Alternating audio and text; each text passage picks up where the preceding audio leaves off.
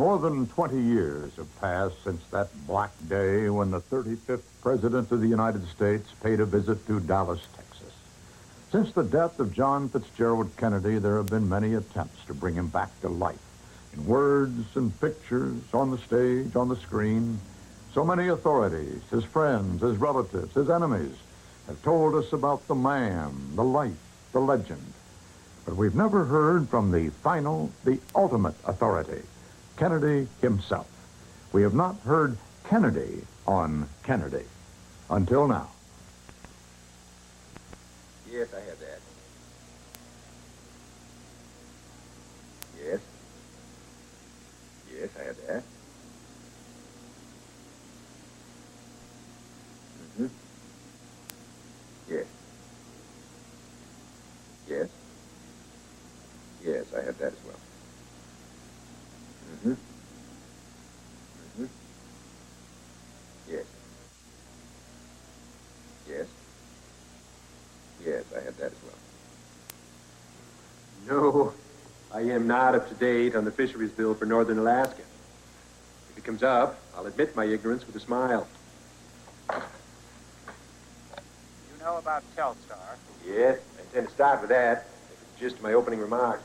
And they're going to ask you about Vietnam. I never know any more about Vietnam than I know now. My knowledge of the subject is profound. So is my ignorance. What are they going to ask me about taxes? Well, they'll ask the standard question, what about a tax cut? I'll give them the standard answer. There's been speculation about your plans to run for re-election next year. They'll probably ask you about that. Probably think up an answer. That about does it on the briefing, Mr. President, and you've got less than 2 minutes. I'm coming. I'm coming. Ladies and gentlemen, the President of the United States. Good morning. I understand that part of today's press conference is being relayed for the first time by Telstar, communication satellite, to viewers across the Atlantic. This is another indication of the extraordinary world in which we live. We are glad to participate in this operation designed by private industry, launched by government in admirable cooperation. Questions? Yes. Mr. President, would you comment on the reports that you are planning to ask Congress for a $10 billion income tax cut in January? The question of the tax cut will be discussed in the administration in the next 10 days. Until then, I'll have to withhold. Yes? Mr. President, the practice of managed news is attributed to your administration. Press Secretary Salinger says he has never had it defined. Would you give us your definition and tell us why you find it necessary to practice it? You are charging us with something, Miss Craig, and then you're asking me to define what it is you're charging us with. I think that perhaps you might, well, let me just say that we've had very limited success managing the news, if that's what we've been trying to do. Perhaps you might tell us just what it is you object to in our treatment of the news. Well, I don't believe in managed news at all. I think we ought to get everything we want. Yes, well, I think you should too, Miss Craig. I'm for that. Yes. Sir, Governor Rockefeller, Governor Romney, and Senator Goldwater, none of these gentlemen are willing to admit that they are candidates for the Republican presidential nomination in 1964. I wonder if you would be a little more frank than they about your plans. Well, if I had to, I would suggest if the party comes to them, then they will answer the call in all three cases, and that's about my position, too. Yes. Sir, the brother of the president of South Vietnam has said that 15,000 American troops in his country are far too many. Could you comment on that and give us some progress report on what is going on? Yes, I hope we could, we would withdraw the troops anytime the government of South Vietnam would suggest it. The day after it was suggested, we would have some troops on their way home. That is number one. Number two is we are hopeful that the situation in South Vietnam would permit some withdrawals in any case by the end of the year. I can't possibly make that judgment at the present time. Yes. Mr. President, you were assassinated on the 22nd of November, 1963 in Dallas, Texas. You were 46 years old.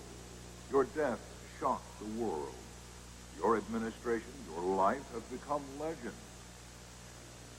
Yes, Camelot, all that. I was the knight on a white horse to a lot of people for a long time. My question, sir, is what is your response to the current wave of attacks on the Kennedy legend? Your womanizing, the ongoing influence of your father. Kennedy, the prime example of hype, hypocrisy, and daddy's dough. Just how much do you feel your political success stemmed from your own genuine ability, and how much from your father's drive, ambition, influence, and money? Most importantly, sir, what is your assessment of your record as a president, as a politician, as a man? My assessment. Well, I think perhaps we ought to leave the assessments to the historians. But I would hope that they would acknowledge growth. I believe I grew as a president, as a politician, as a man. I was the second son of a highly political Boston Irish family. The question of a proper career for me was always something of a family problem. There never was any question about the first son, Joe Jr. We all knew that he would one day sit here in the Oval Office. But as for me, all through my school days, I kept changing my mind about my true destiny. One day I wanted to be a professor of history, the next day a star reporter. I got interested in government. Then I thought maybe I'd go to business school, out on the coast, preferably, where the weather was great and the girls were greater.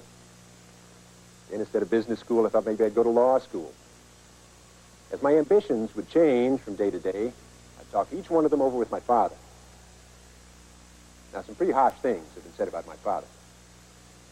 It's important for you to know that the most important thing in his life was his family.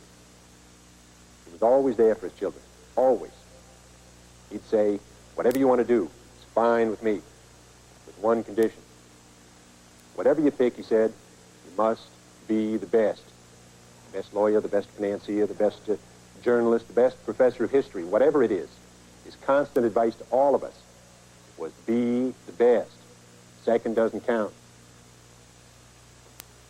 I remember one day my brother Bobby announced he was going to become a priest. My father said, okay, it'd be nice to have a pope in the family. One time I asked my dad what he thought about the idea of me going into politics. For the first time, he shook his head.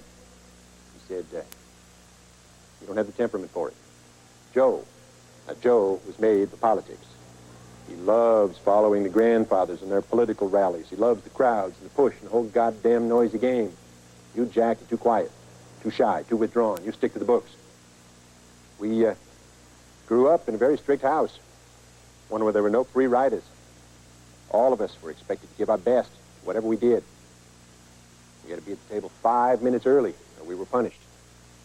There was a strict system of seniority about who would be able to talk while we were reading and who could not. We had to clean up after ourselves.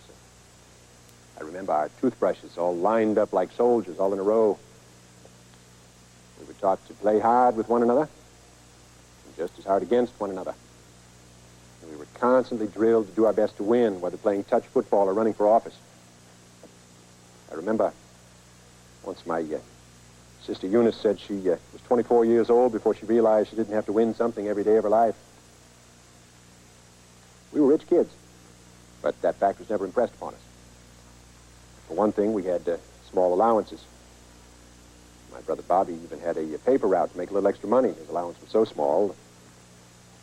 Story goes, he would deliver the papers in the family's chauffeur-driven limousine. Well, it's a good story. As each Kennedy child reached the age of 21, he or she received a share of a $10 million trust fund. Dad always said that he wanted each of us, when we came of age, to be able to look him in the eye, tell him to go to hell. Financially speaking, of course. Now, we always assumed that Joe would go into politics, but I got to wondering about that. Dad always said be the best. I said being the best in politics means becoming president. He said, sure. think that Joe will become president? He said, of course. Why not? So there's never been a Catholic president of the United States. He said, he'll be the first. My father always seemed to us to be some kind of magician. He was so invincible. He was born rich, led a charmed life, married the Belle of Boston, had the Midas touch when it came to making money.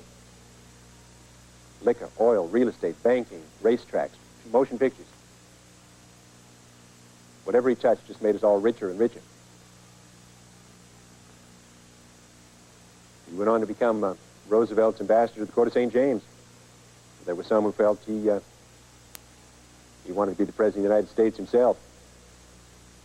Whatever, to his children, he was, well, I guess the word I'm looking for is superhuman.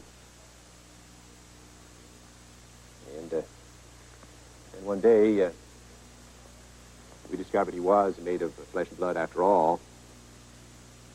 That was the day during World War II when two priests came to the house to inform my father that Joe Jr. had been killed. When Dad heard the news, he just went to his room, closed the door, stayed in there playing his classical records. Stayed in there for months, refusing to see any of us. And he finally came back into the world. It was as if he'd aged about 100 years. He was never truly the same man again. He loved us all, God knows, but Joe Jr. was something special. His firstborn, his bright star, brilliant, beautiful. Every man's dream of a son. My father could never talk about Joe Jr. after that. Just couldn't. 13 years after his death, Bob Considine was at the house in Palm Beach interviewing my parents for an article he was doing. Wanted to know all about the children. My father was only too glad to give him the rundown on each one of us. Every one, that is, but Joe. As Considine brought up the name, he said, now tell me about Joe Jr. When my father heard the name, he just dropped his head and started to cry. Turned to my mother and said, ask her. She can talk about him. I can't.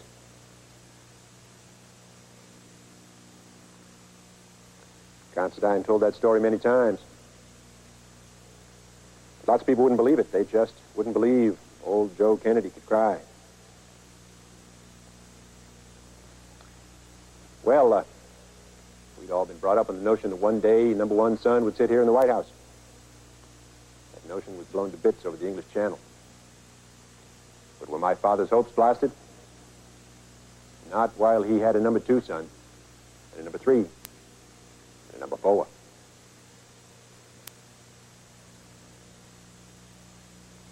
In 1946, congressional seat in the 11th District in Boston was up for grabs. The 11th was solid Irish. The same district represented with such flair by my grandfather, John F. Fitzgerald. It was decided that we'd run another John Fitzgerald for Congress. I was 29 years old. I'd never run for political office. I was up against an old-line political machine. And my father was right. I was shy at first. I would like to thank all you Gold Star mothers for coming out here today to greet me and my family, because as you may know, my mother is a Gold Star mother too. Thank you. Thank you very much. There was, during the war, a great feeling of fellowship and loyalty among men. Now the soldiers are coming home. They miss that sense of working together for a common cause. In civilian life, they feel alone. One veteran told me he had brought one of his Army pals to his home, and his wife had said, "What can you possibly see in O'Brien?" This veteran remembered O'Brien in Italy. walking with him from Sicily to the Po Valley, every bloody mile of the way. He knew what he could see in O'Brien. Yeah, Dad. Yeah, fine, but making an out-of-state check this time on advice of counsel. No, Dad, I just don't want him around here anymore. But he keeps talking about the old days, as if that's what we're after. I know he's a pal. I know he means well. But Dad, it was my campaign. Please, let's not forget it. Thanks, Dad. Aboard a PT boat in the Solomon Islands, when ships were sinking and young Americans were dying all around me, I made a solemn pledge to serve my country in peace as well as in war. 300,000 young Americans met death in World War II, and thus there was stolen from these United States the years of service that they might have rendered to their country. These days ahead will require a public service of the highest type, a service which must not be of a self-seeking nature. It must be handled by men who know the problems, who know the answers, and are willing and ready to cope with them for the people as a whole. My big job in Congress will be to see that both this country and this district remain wide awake and make the victory and the peace as worthwhile as our leaders said they would be when the young men of the 11th District and other parts of this country left their families and jobs and went off to war.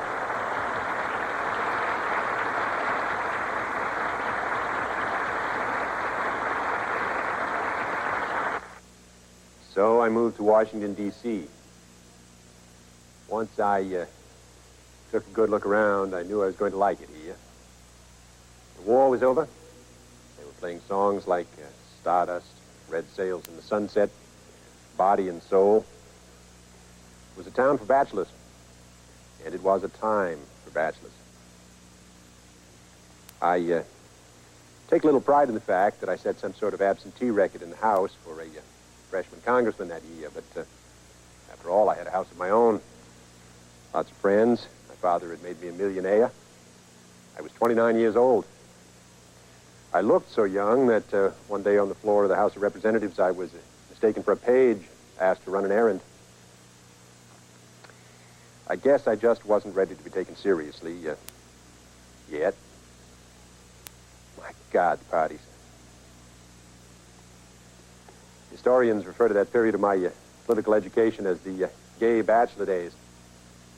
They went on for 5 years.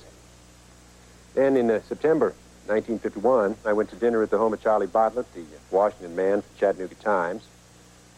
Sat across the table from a young lady, obviously too young for me. She was 22.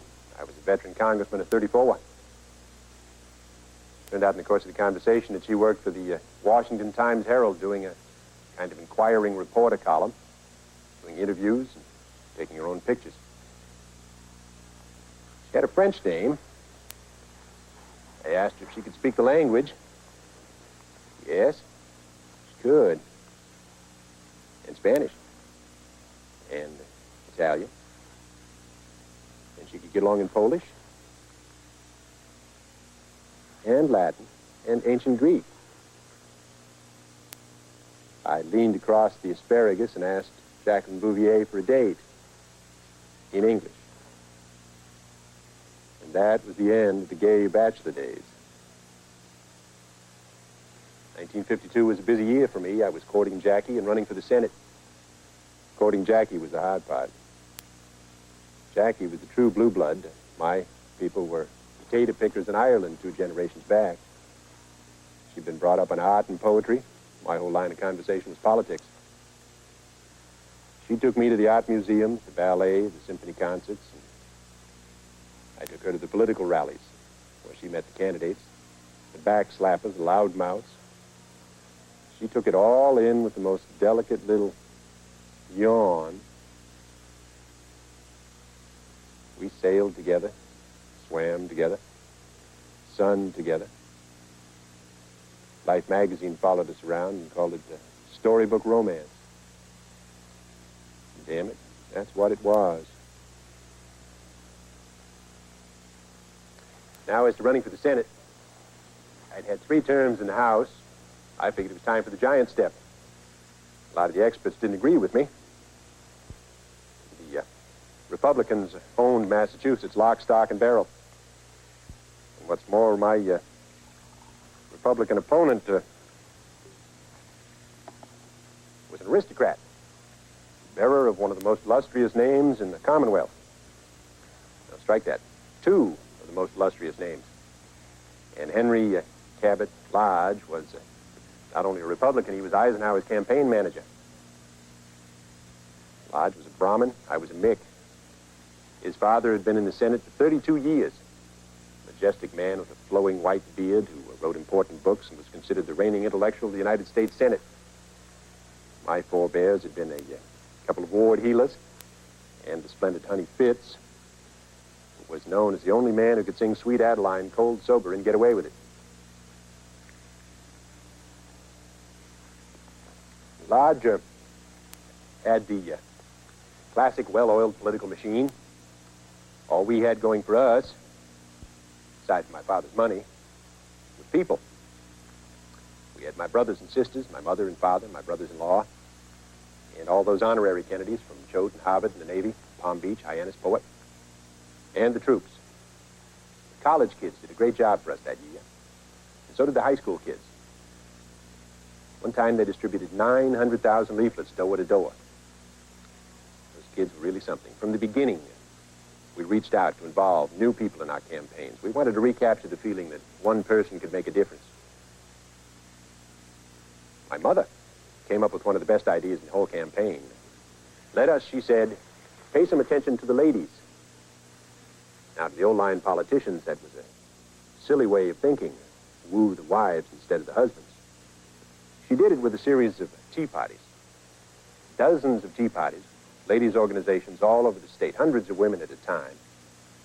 And each woman was greeted by my mother or one of my sisters by name. They say in all, 70,000 women attended, and each one of them got a personal follow-up note thanking them for attending. I don't know how they did it, but they did it.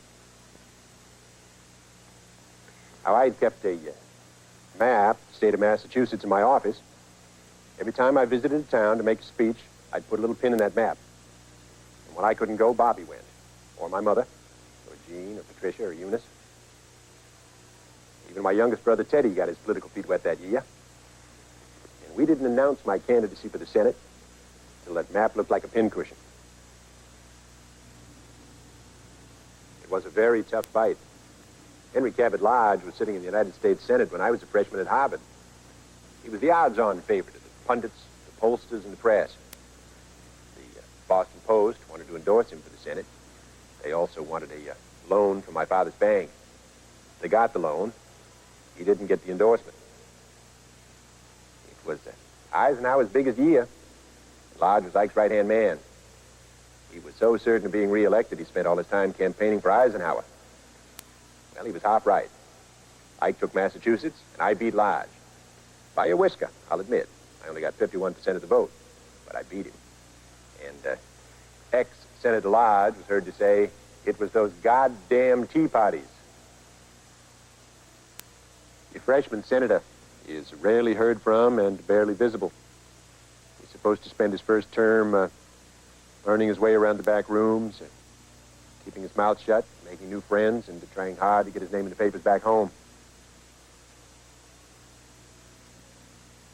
My campaign slogan had been, he can do more for Massachusetts. Well, I tried. Tried to deal with my constituents. Got one letter from a poor little Irish lady, identified herself as a shut-in. In a miserably unhappy existence, she said. The only thing that would make her life happier would be if she had a television set. I was very touched by that letter. Called the office in Boston and said, would you pick up a used television set and send it over? Shortly, I got another letter from the same little shut-in lady, irate. How dare you, she said. How dare a man of your wealth send me a used 10-inch television set? You come get it, she said. Next time, I want a brand new 21-incher. Well, I called the office and said, better go get that television set. She's not a shut-in. Somebody probably locked her in. Back in the Senate, I served on 2 committees of no distinction. Tried to be transferred to one that meant something like foreign relations or finance. I went to the majority leader, Senator Lyndon Johnson of Texas. Tried to get him to recommend me to one of those. He recommended me all right to the Boston Historical Sites Commissions. It was an unusually frustrating freshman year. But it included one brilliant victory. In 1953, Jackie said yes. We were married at her parents' home in Newport, Rhode Island. It was a nice family affair, not quite as large as your average coronation. We only had 1,200 guests. And I soon discovered that I was married not only to a writer and a linguist and a photographer, but to an artist as well. In that first year, we gave lessons to one another. She got me interested in art, somewhat. I got her interested in politics, I think. He has married a paragon with brains, looks, and money. Can anything prevent their living happily ever after? It was a year after the wedding that disaster struck. I'd always had trouble with my back pains when I was a kid. I heard it playing football in college. I heard it again during the war. All through my 20s, the pain was, well, I could live with it. But during my 30s, there were times when it was unbearable. It took an awful lot of doctors and an awful lot of tests to determine that it had something to do with the disc and to operate. And they said they weren't sure I was going to live through the operation. It was that serious an operation. Then afterward, said maybe they shouldn't have operated in the first place. Then they said they had to do a second operation. All I knew is I was flat on my back in the hospital for 7 months. My legs were no good to me. But there was nothing wrong with my hands. So I wrote a book, Profiles in Courage.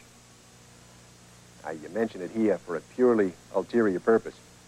A couple things I'd like to clear up. I had a lot of help on the research, of course, and went to people like Arthur Clarke and Ted Sorensen with my stuff in manuscript. And they gave me some good ideas and suggestions. But I wrote the book, every damned word of it. As soon as it was published, it became a bestseller, published in languages I never heard of. And I was awarded the Pulitzer Prize. And everything hit the fan. ABC Radio, Mike Wallace asked the columnist Drew Pearson, who wrote Profiles in Courage for me? Pearson's answer was, I don't recall at the present moment. And with that one question, and that one answer, they had challenged my ability to write the book, my honesty in signing it, and my integrity in accepting the Pulitzer Prize for it. Did I sue? I did not. My dad always said, don't get mad, get even. I didn't want the money. I wanted a retraction. A big, loud, public apology. So we went after ABC. They grumbled a lot about freedom of speech. We grumbled a little about the libel laws. And eventually they came out with a ringing, eloquent retraction. Should have been. Part of the agreement, it was written by my office. Incidentally, back in the Senate after that 7-month absence, my office was full of cards and flowers and baskets of fruit from my colleagues. The biggest basket had a card in it that said, welcome back. It was signed Dick Nixon. Once back in the Senate, I was again faced with the question that wouldn't go away. Joe McCarthy. No matter what else I did during my time in the Senate, all those years later, the question kept coming up, even today. Was I soft on McCarthy? Well, by and large, the answer is yes. At least I was never hard on McCarthy. There were personal reasons. McCarthy was a good friend of my father's. My father had contributed to his political campaigns. He'd visited out at our house. He'd been out to Hyannisport, cruised with us on the family yacht. Even played softball with us. Badly, I might add. He couldn't catch a fly ball. Hell, he even courted my sister Eunice. And another thing, Bobby had worked for the senator. My father had gotten him a job on the senator's staff, and he'd worked long and hard for McCarthy. And he believed in the work. You know what we seem to forget these days is that back then, most people were for McCarthy. He was fighting communism. There was nothing wrong with that. It used to be said that McCarthy was the only man who could beat Archbishop Cushing in a two-man election fight in South Boston. It was only later, when we got a good look at his methods, that the tide turned against him, and correctly so. I voted against him on all civil liberties issues. But by and large, was I soft on McCarthy? Yes. Was that a mistake? Probably. Author of Profiles in Courage is a coward, the way one newspaper put it. Oh, you probably remember that remark that I should have shown less profile and more courage. Eleanor Roosevelt said that, or something very much like it. Somebody once put it this way. Kennedy voted against McCarthy's policies, but he never voted against McCarthy the man. True enough.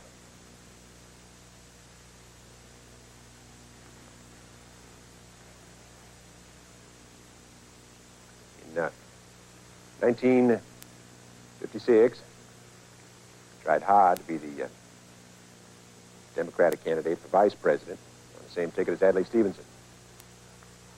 My father was on the French Riviera at the time, putting in call after call to me to try to persuade me not to run. He said Eisenhower would annihilate Stevenson, and he wanted me to be on the same ticket associated with the defeat. What's more, he said, they'll always blame the Catholic for the loss. Don't be a damn fool. I insisted on being a damn fool. Broke my butt trying for that nomination. Estes Kefauver beat me by 20.5 votes. May have been the luckiest thing that ever happened to me politically.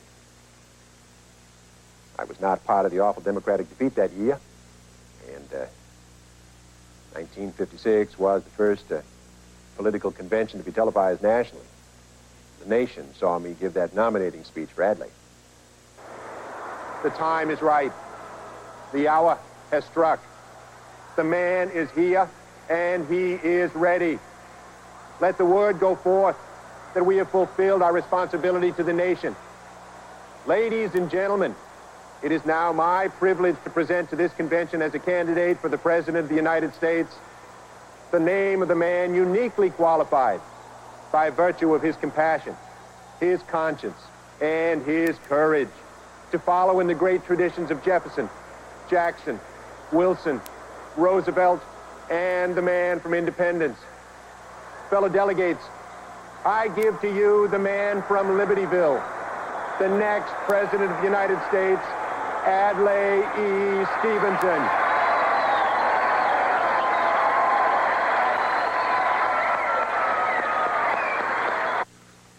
Four years later, in 1960, both Stevenson's and Johnson's people made overtures to me about running with them as a vice presidential candidate. But I knew that was my year for the big run. There was a terrific competition for the Democratic presidential nomination that year. Hubert Humphrey, Johnson, Stu Symington, Stevenson, Orville Freeman of Minnesota. But I looked the field over, and I decided that of all of them, I had the best chance to do three things. One, to get the nomination. Two, to get elected. And three, to lead the country. Of course, a lot of people didn't agree with me. like the little old lady in Eau Claire, Wisconsin. She took my hand, shook her head, and said, "Not now, young man. It's too soon. Too soon." I said, "No, Mother, this is it." She smiled and said, "God bless you." I think I got her vote. Jackie didn't agree with me either. We should be having more children, she said. Traveling, having fun. Presidency could wait, she said. Yes.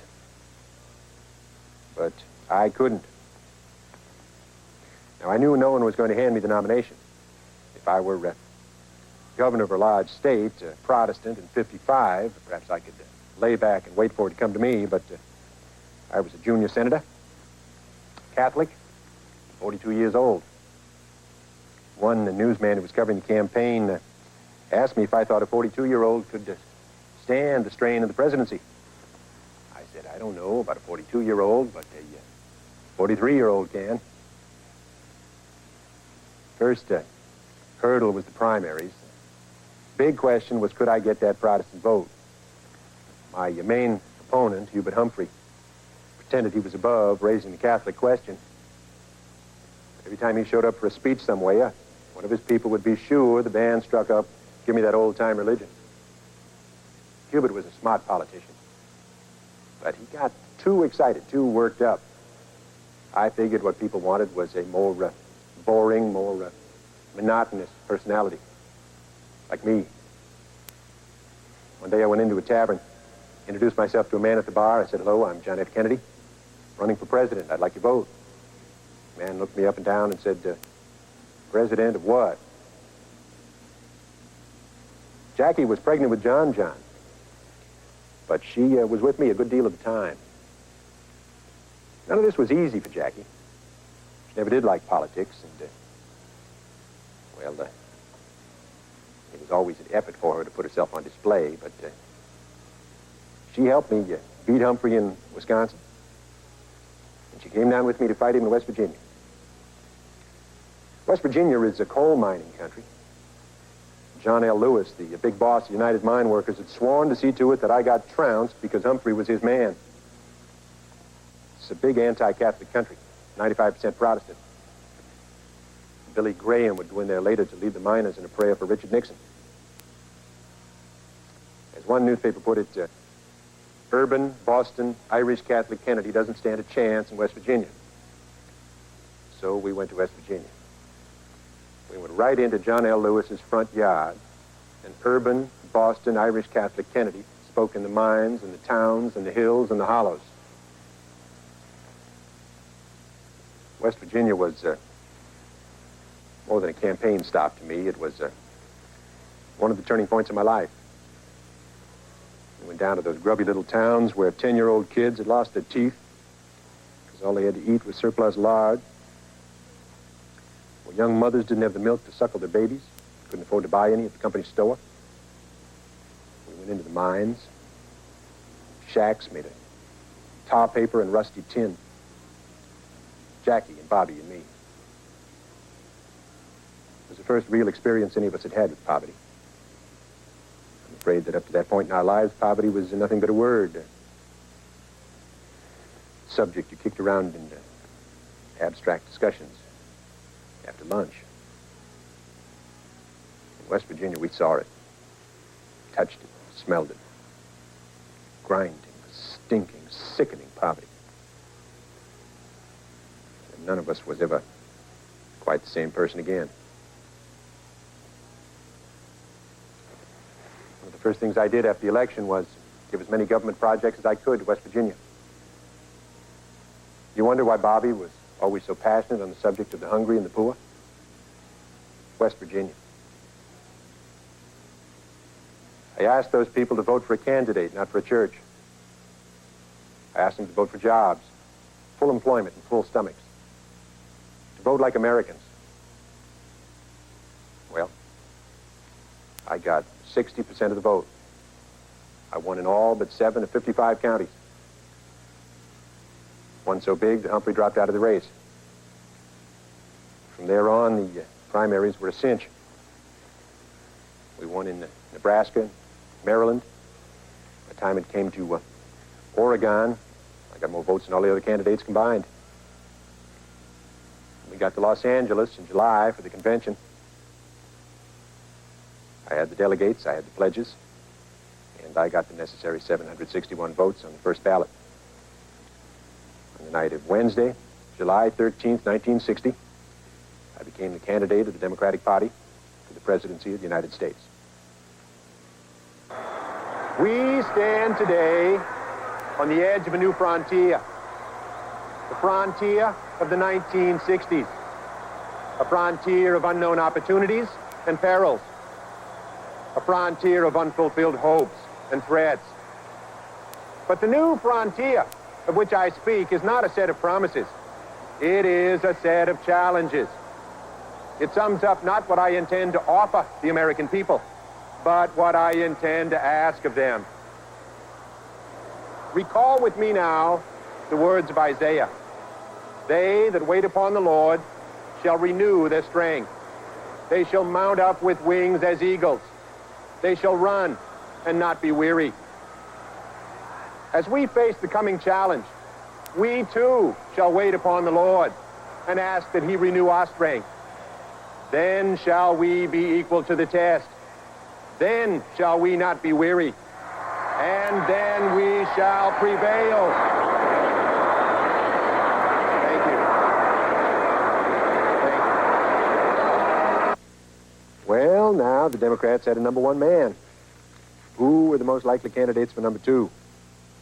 I was being urged by the party bosses, by my own people, by the Democratic press, and by all the political experts to pick a Protestant from the Midwest, Hubert Humphrey of Minnesota, or Stuart Symington of Missouri.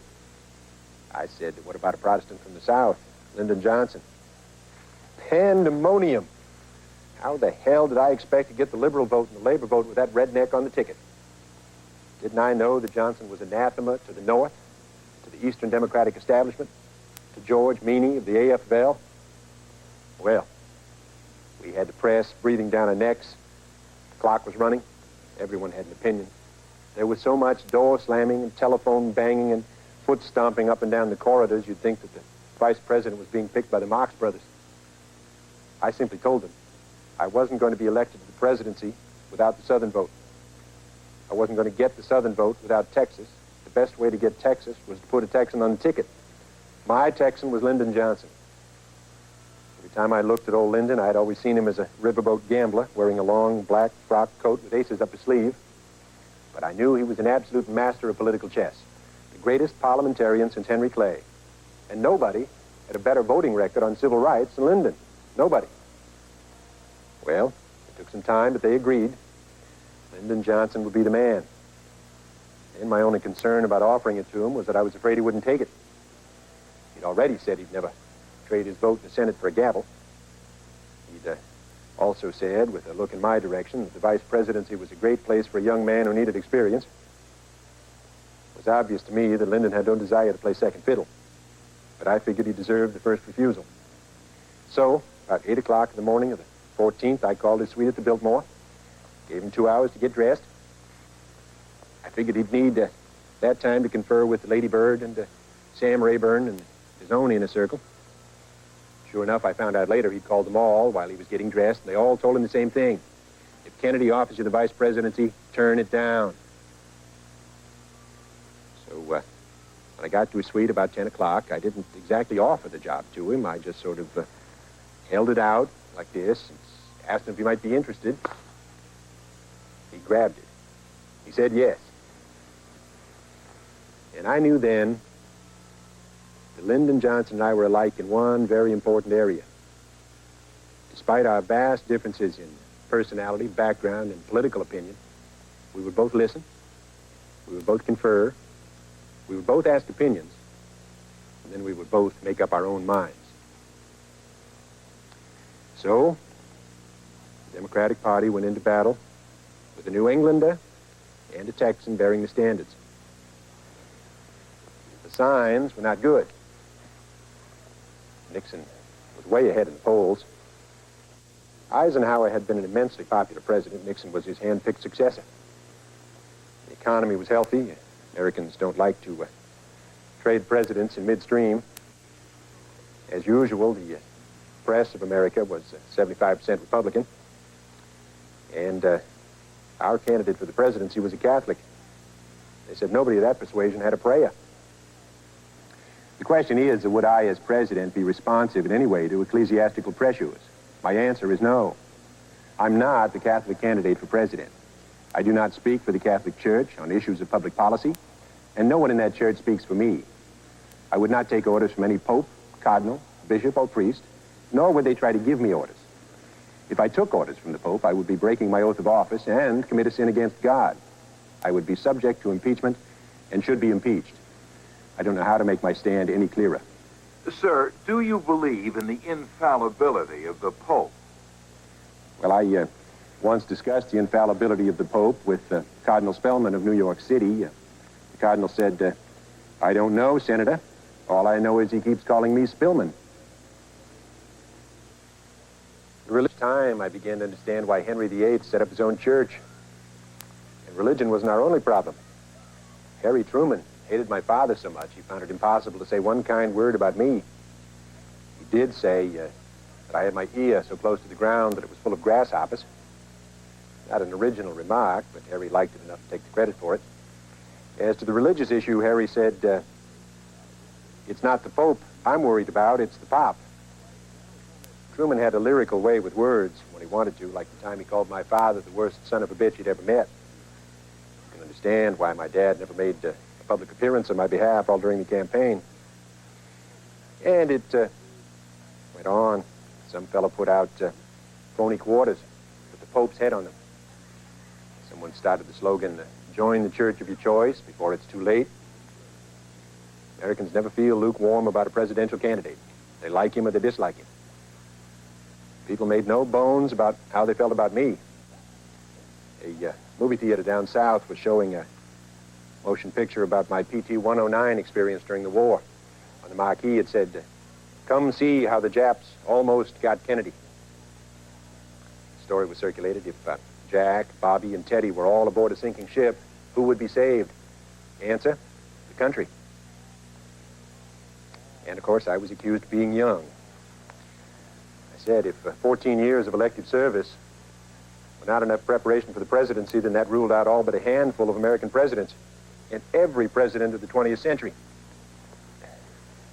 If age, rather than experience, was the test of maturity and ability, then that would have kept Jefferson from writing the Declaration of Independence, Washington from commanding the Continental Army, Christopher Columbus from discovering America, all of whom were under 45 when the lightning struck.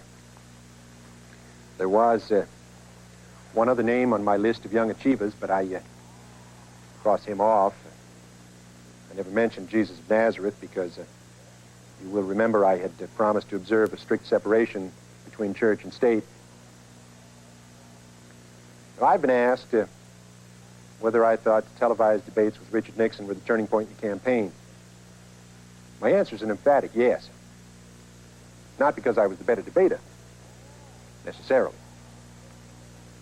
It's just that what it finally came down to when we faced each other was what did we look like? How did we come across? In that department, I'd had much better advice than my opponent. Before the first debate, I'd been told to wear only a touch of makeup. Nixon's makeup people overdid it, made him look puffy and powdered. Just before the debate, one of Nixon's aides came up to Bobby and asked him what he thought of Nixon's makeup. Bobby said, it's terrific. Leave it just the way it is. The lights were especially hot in those days. Nixon perspired. His makeup ran, exposed his 5 o'clock shadow, made him look sinister. Nixon was a clever debater, but he was also nervous. Discussing the farm surpluses, he said, we must get rid of the farmer. That slip alone may have cost him a prairie state or two. After the first debate, a lot of photographers were waiting around, and Nixon came up to me and started making small talk about the weather, how hard it was to get a good night's sleep on a campaign trail. But he was watching the photographers out of the corner of his eye. When one of them had started to take a picture of the two of us, he'd put on a stern expression and start jabbing his finger into my chest like he was trying to get me to laying down the law to me about communism or foreign policy. Nice fella. I told Arthur Schlesinger that my responsibility was a grave one. I was the only man who stood between Richard Nixon and the White House. We visited 45 states in that campaign, gave almost 500 speeches and press conferences. The crowds were enormous. Those screaming teenagers, leaping and bounding, as one reporter put it, as though it was the coming of the Messiah. It was bigger than that. It was as if I was a rock and roll star. If the voting age had been 14, I'd have been a shoo-in. In the last couple of weeks before the election, Nixon brought in Ike to say a few kind words about him. Then Nixon began pulling out all the stops, calling me an ignoramus, a toady of labor chiefs, a pied piper, a bare-faced liar. I just confined myself to calling him a Republican. The Republicans. You've seen those elephants in the circus.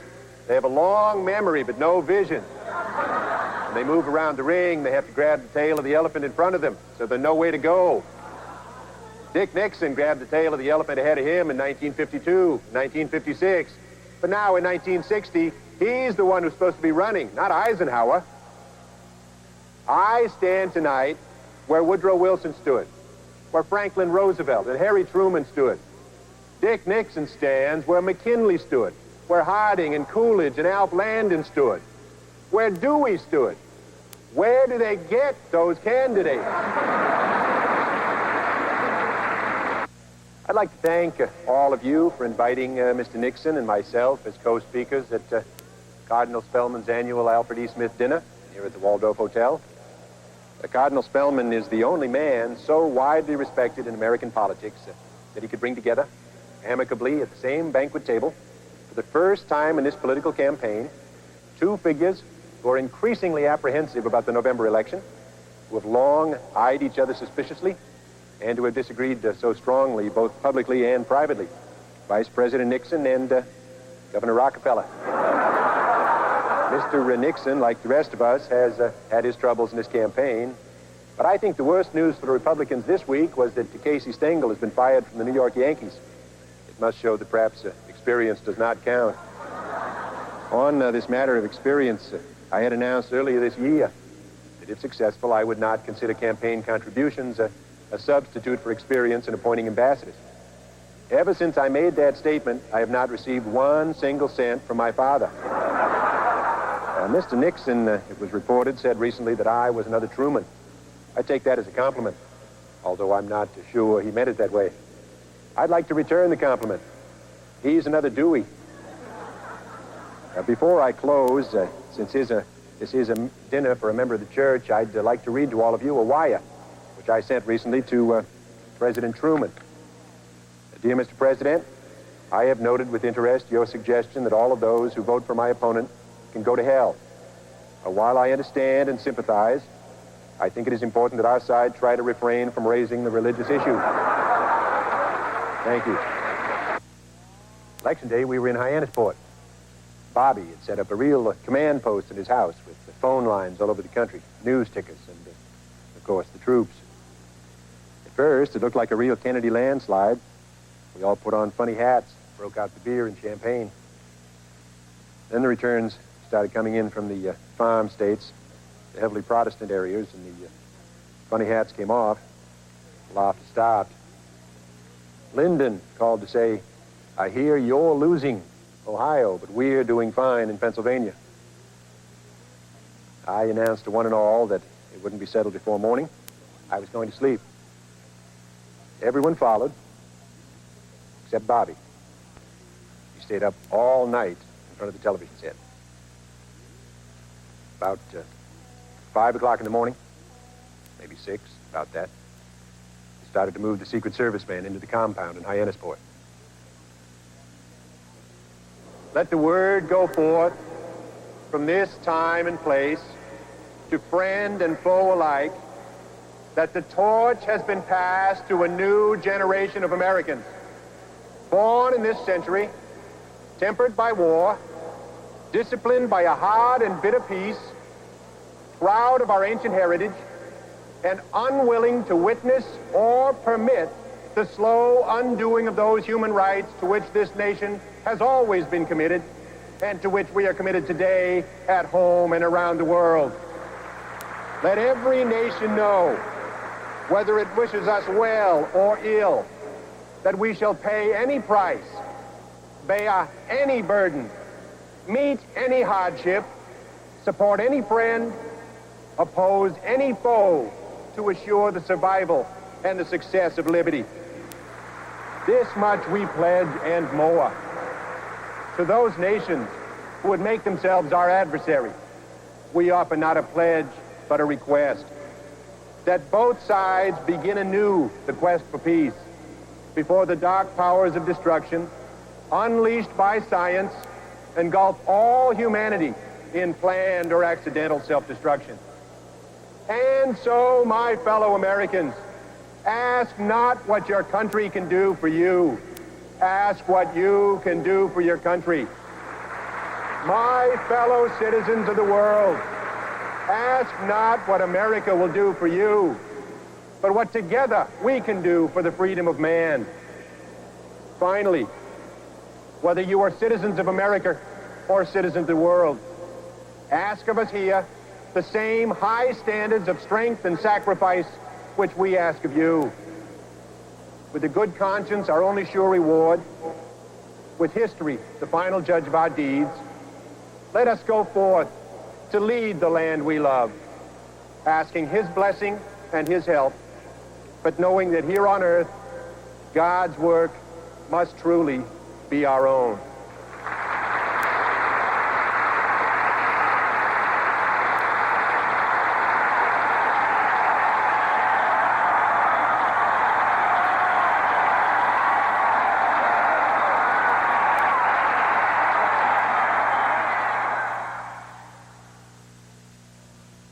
Each president brings his own style into the White House.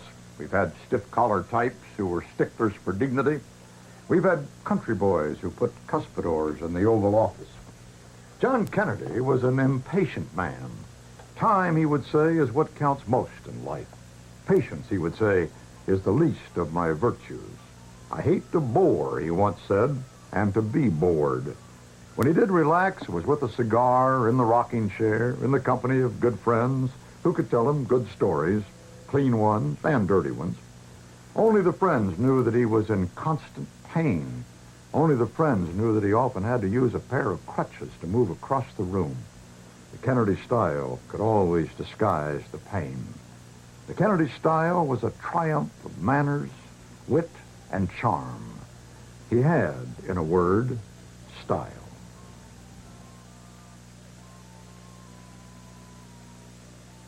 The day you move into this place, you've got to be thinking about the roll call of previous tenants. They all had thoughts about the presidency. Thomas Jefferson called it a splendid misery. James Buchanan called it a crown of thorns. No man who has ever been president, said John Adams, would congratulate a friend on achieving the office. They all agreed on one thing: tough as it is getting here, after that, it only gets tougher. Looking back on it now, 20 years after Dallas, you realize that one of the most surprising things I found on assuming the presidency was that things actually were as bad as we'd been saying they were. So, you get elected, you name your cabinet, you move in. That's the way it works. Naming the cabinet is pretty much a matter of political routine. Jobs go to people who helped you get here with their muscle or their money or both. We said to hell with politics. We wanted the best, Republicans or Democrats, and we got them. Smart men, tough men like Dean Rusk, like George Bundy, Robert McNamara, Douglas Dillon. I remember first time I met with the cabinet all together in one room, I realized I only had a nodding acquaintance with most of them. There wasn't a single close friend in the pack, except one. Adam Walensky described that first cabinet as 9 strangers and a brother. The appointment of my brother Bobby was the first real bombshell of the Kennedy administration. Bobby was 35 years old. In the course of getting me elected to the presidency, he'd made more than his share of enemies. His attitude always was, they don't have to like me as long as they like Jack. Well, he got what he wanted. The big complaint was that he didn't have enough experience. How dare I name an attorney general who'd never practiced law a day in his life? I said I thought that being attorney general would give Bobby some good experience before he actually went out to practice law. Got a pretty fair laugh. Not from Bobby. I'd actually offered the job to Abe Ribicoff first. He turned it down.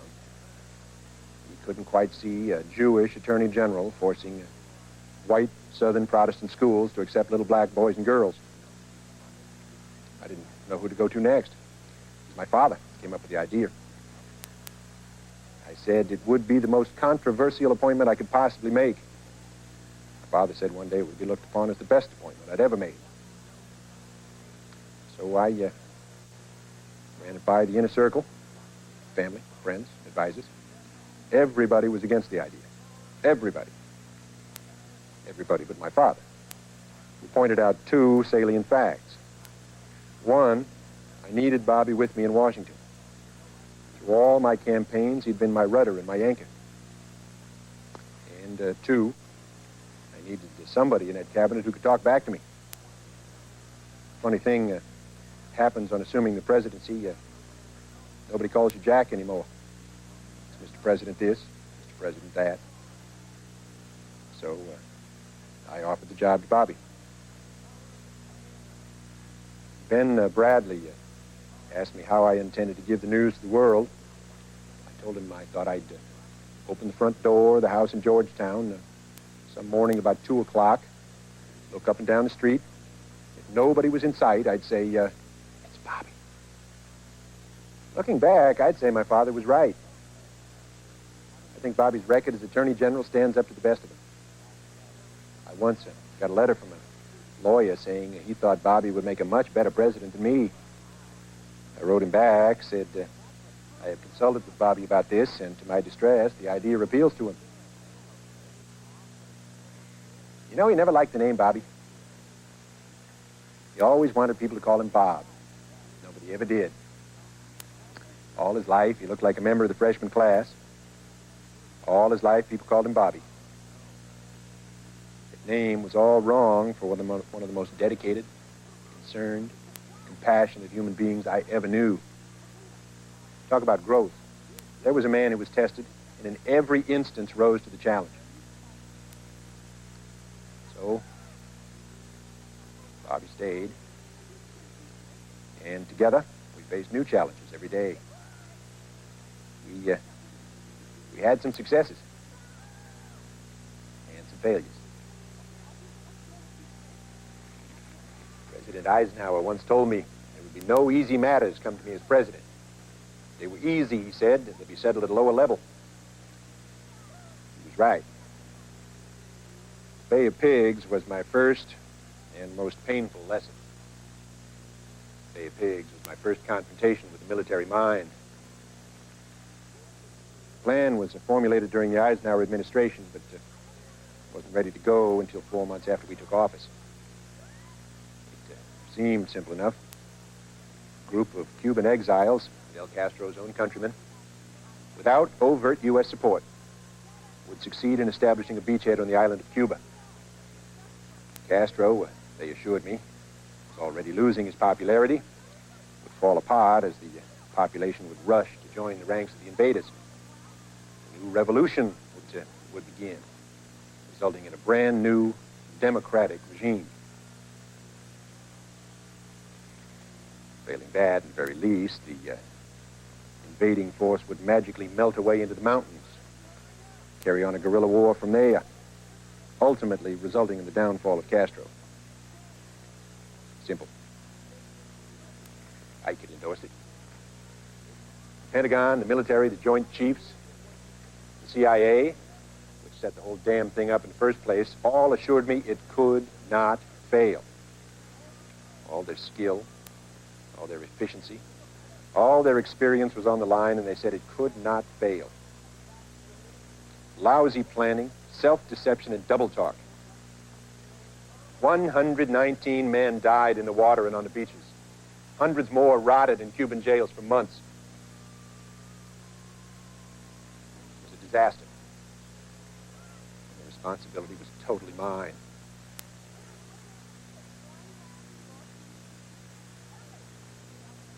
For the first time, I truly understood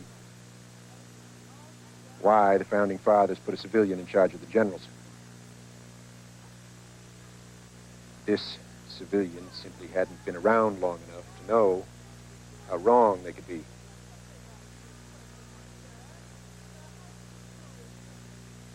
I confess to having always hated shows of emotion, but when I was president of the United States, I cried 2 times. Once the death of my newborn son, and once when I was told what happened at the Bay of Pigs.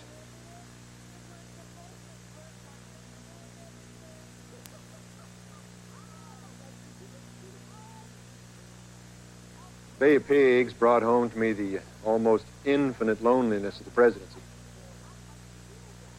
There's a paradox for you. As lonely as the presidency is, the president is never truly alone. First thing in the morning, you wake up to see the Secret Service. Their sour, unsmiling faces staring down at you as they go over the room with the Geiger counter, peeking under your bed even before Caroline and John come roaring in.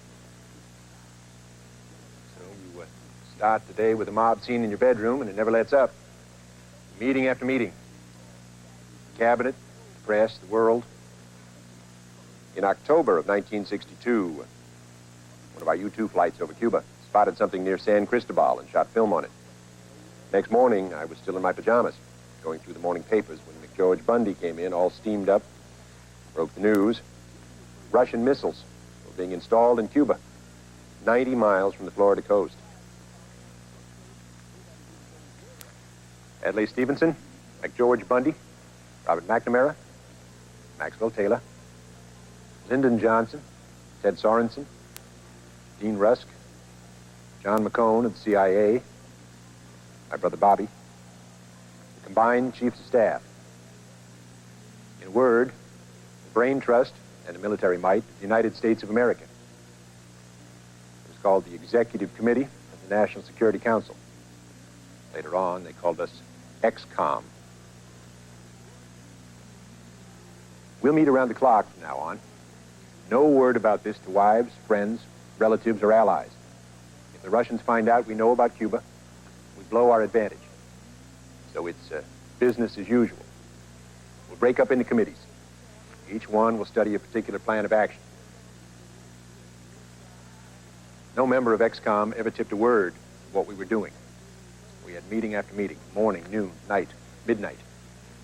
At one point, when the whole group had to meet in the White House, a whole bunch of them piled into the same car, sitting on each other's laps, lying down in the aisles, so that the reporters wouldn't see a line of limousines coming in and get suspicious. One passenger quipped that if this car had gotten a flat tire, the whole history of the world could have been changed. The group was divided. Some of them wanted a surgical airstrike, which means you try to take out the missiles only. I asked them if they had the know-how to do this. They said they thought they did. Some of them were more forthright. They simply wanted to take out the whole island of Cuba. The only member of the group who talked about direct negotiation with the Russians was Adlai Stevenson.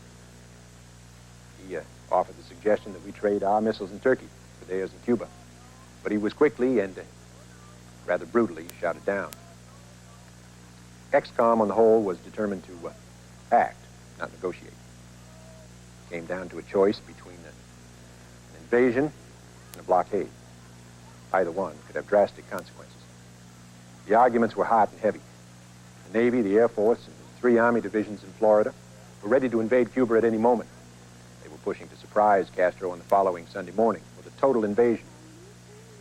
And it looked as though they might prevail. Then my brother Bob stood up and made a simple, very eloquent speech. He wanted to know how, with Pearl Harbor so fresh in our memories, that they could even consider such a plan. We're simply not that kind of country, he said. Sneak attacks on Sunday morning are not our style. And he said he didn't want his brother to be remembered as the Tojo of the 1960s. A blockade was better, Bobby insisted. It would show our intent was serious without having to shed blood. It would allow Moscow time to pull back and save face.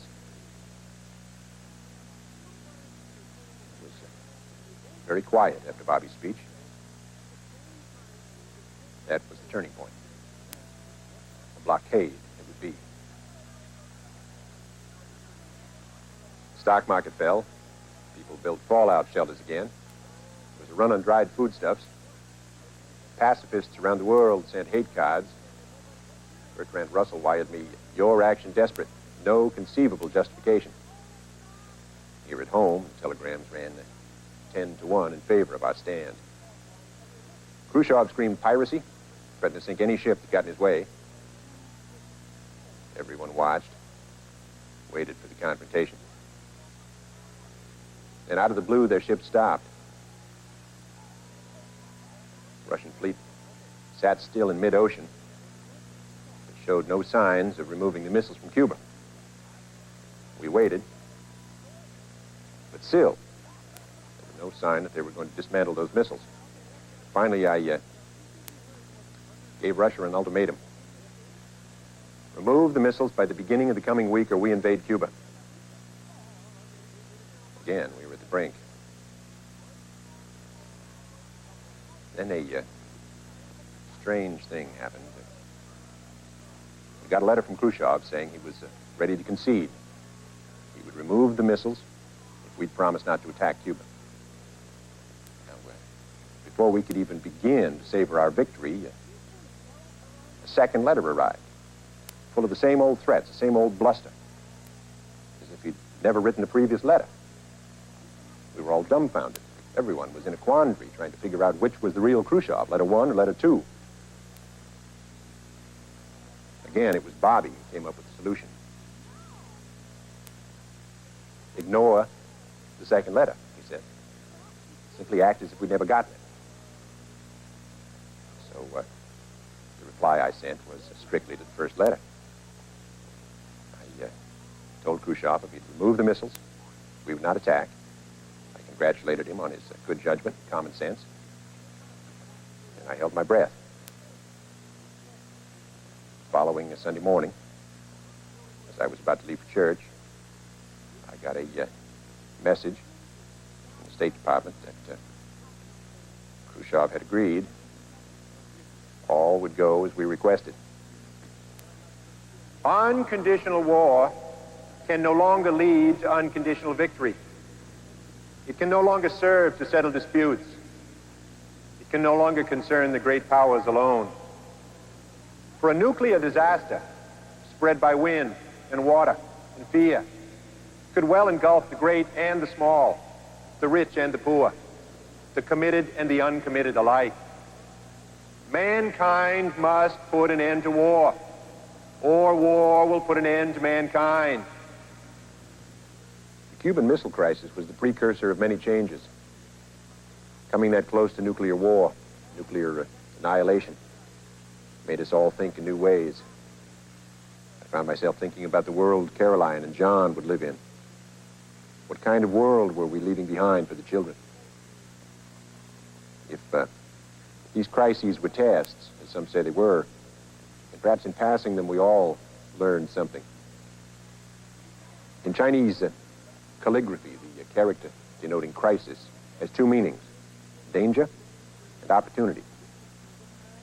The letters that Khrushchev and I had exchanged provided the opportunity for continued informal communication. We took it. His first letter to me after that was some 32 pages long. Eventually, we exchanged some 60 letters in all, saying things that, as my press secretary, Pierre Salinger, put it, we couldn't possibly say out loud. One of the ironic things is that Khrushchev and I occupied approximately the same political position inside our governments. He wanted to prevent a nuclear war, but he was under severe pressure from his hardline crowd, which interprets any move in that direction as appeasement. I had similar problems. The hardliners in the Soviet Union and the United States feed on one another.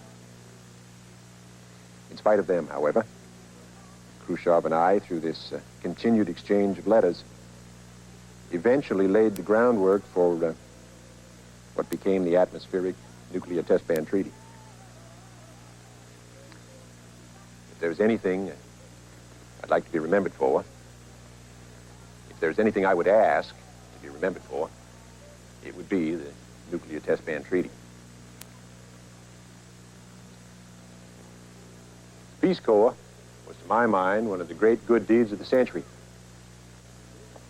We sent thousands of young American volunteers into 47 different countries where they set up sanitation programs, taught health care, established reading programs, built bridges, dams, roads, hospitals, often in places where people had never heard of such things. Peace Corps was my brother-in-law, Sergeant Shriver's baby from the start. Everybody expected it to be a fiasco. They were calling it Kennedy's Kitty Corps. Well, Sarge lobbied for it, fought for it, organized it, and turned it into a tremendous success.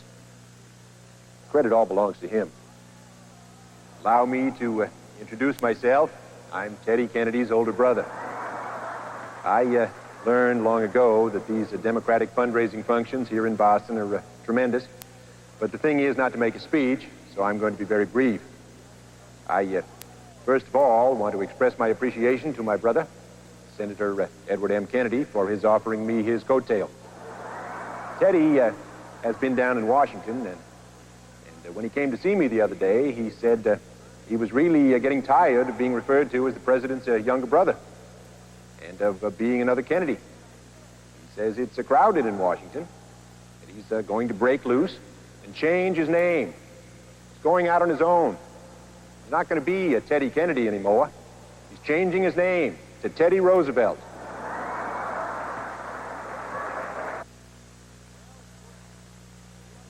There was always a lot of talk about the Kennedy dynasty, with my father cast in the role of the master puppeteer.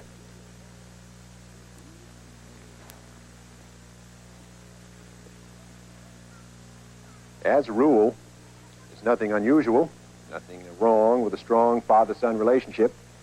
But in this case, the son happens to be the President of the United States, and the father happens to be, on the testimony of many victims and enemies, a ruthless man, unforgiving, arrogant, hot-tempered, bigoted. Listen, my father was what his enemies said he was. He was also living proof of divine retribution. He was a sinner. He paid for his sins with his most precious coin, his own family. His first daughter was born a mental defective. She was given a prefrontal lobotomy in her early 20s, subsequently spent the rest of her life in an institution. Another daughter was killed in an airplane crash shortly after her husband was killed in World War II. His first son, favorite son, was killed in the same war. And then my father had that terrible stroke. And for the rest of his life, he couldn't bellow his orders anymore, or laugh, scold, or even cry. The rest of his life, he had to sit there in that goddamned wheelchair and mutter, no, no, no, no, no. Only word he could say. No matter what you said to him or did for him, it's just no, no, no, no, no, all day long. While he was a prisoner of that wheelchair, he was given the information that his second son was assassinated in Dallas. 4.5 years later, My mother told him about Bobby. If my father was guilty of any transgressions against God or man, you might say he was punished for it. He outlived 4 of his children.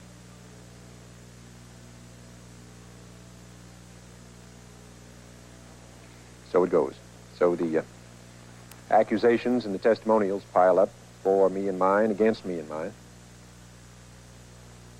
Kennedy the sick egotist, Kennedy the brave idealist, Kennedy the rational man, Kennedy the intemperate fool, Kennedy the author and intellectual, Kennedy the lover of gossip, dirty stories, and the bloody war movies.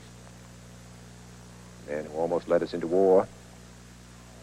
Man who brought us back from the brink. Kennedy the family man, Kennedy the womanizer. My delight in the company of women was not exactly unique in the annals of the presidency. Down through the years, the White House has never been what you might call a monastery. Some of its residents have not been terribly discreet about taking their pleasures where they found them. In my case, there were stories about movie stars and glamour queens. To tell you the truth, I couldn't help but be flattered about those stories of my prowess. My father always said, more men die of jealousy than cancer.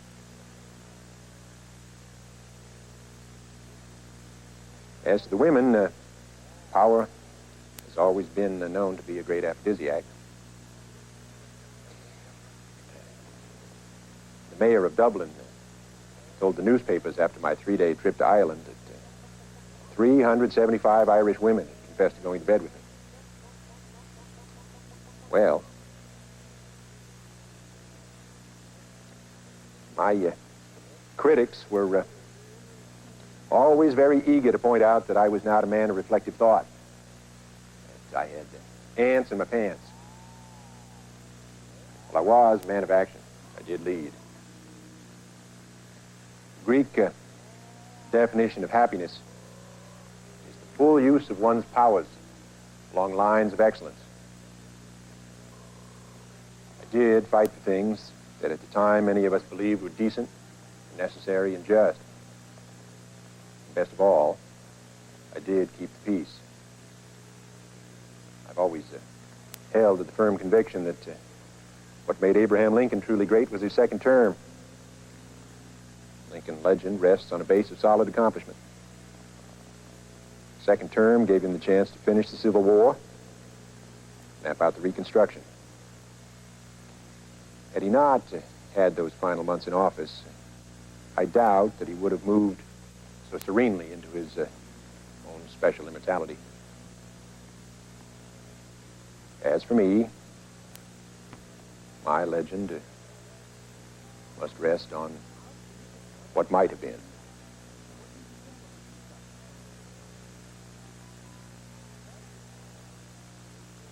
All the giants of his day are gone.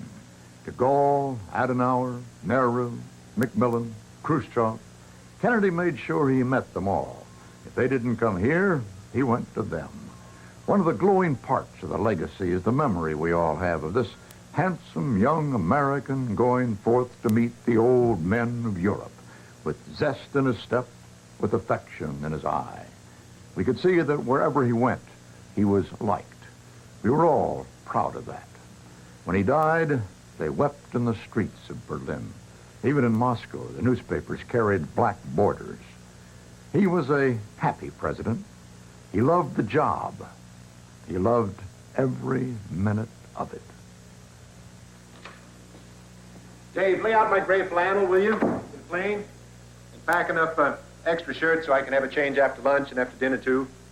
And don't forget the white pencil for my fingernails. Got a lot of handshaking to do. Of course, there's very little time in this job you can call your own. Demands on you. Traveling. Mostly places you'd rather not go. Come in. Hi, Bobby. Hi, Arthur. Listen, what I'd like to talk about when I get back is Vietnam. I still can't figure it. We've got 15,000 men over there, which is what ZM asked us for, which is 15,000 more than I ever wanted to give him. Now ZM's dead. Where the hell do we go from here? Well, as they say, study on it. I'll kick it around when I get back. What time's the plane? Jesus, we have to go. Mrs. Lincoln, please see if Jackie's ready. Thank you. Jackie feels about as much like going to Dallas as I do. Hope Lyndon appreciates the things we do for Texas. Coming. I'm coming.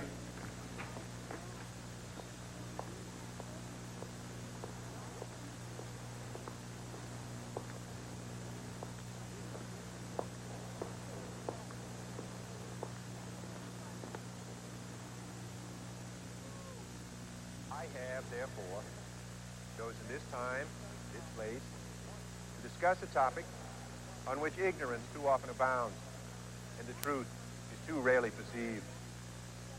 Yet, it is the most important topic on earth: world peace. What kind of peace do I mean? What kind of peace do we seek? I am talking about genuine peace, the kind of peace that makes life on earth worth living, the kind that enables men and nations to grow and to hope and to build a better life for their children. Not merely peace for Americans, but peace for all men and women. Not merely peace in our time, but peace for all time. I speak of peace because of the new face of war. Total war makes no sense in an age when the deadly poisons produced by a nuclear exchange would be carried by wind and water and soil and seed to the far corners of the globe and to generations yet unborn.